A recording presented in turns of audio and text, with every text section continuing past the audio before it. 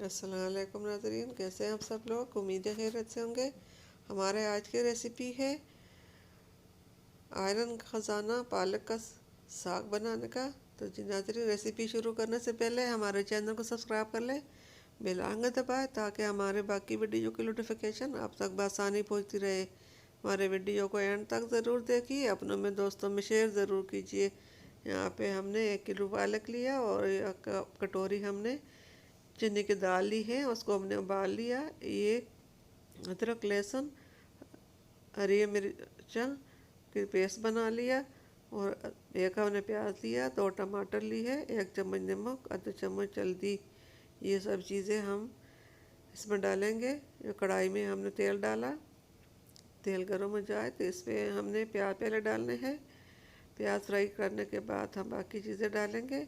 अब ये प्याज हम फ्राई करेंगे, बहुत ज़्यादा फ्राई नहीं करने हैं, हल्के से फ्राई हो जाए तो फिर इस पर हमने अदरक लहसुन और लाल मिर्च सब साबुत जो थी वो कूट कर हमने इसमें डाल ली।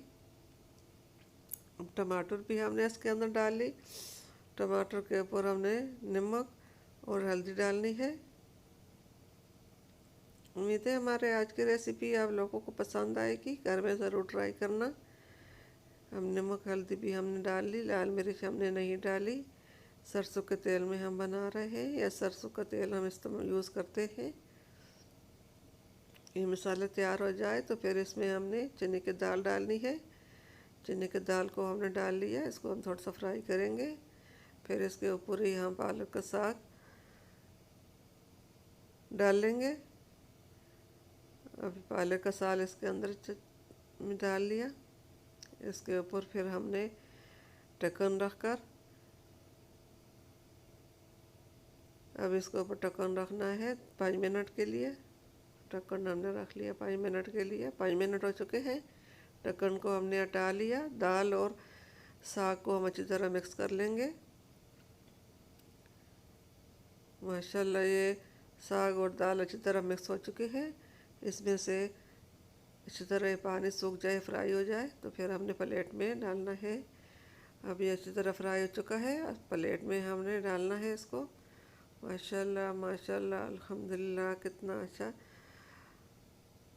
पालक का साग और चने की दाल की रेसिपी हमारी कंप्लीट हो गई है।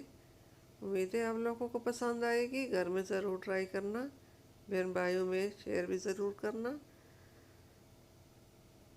उम्मीद है हमारे आज की रेसिपी आप लोगों को पसंद आएगी। मिलते हैं अगले वीडियो के साथ, तब तक के लिए अल्लाह हाफिज़।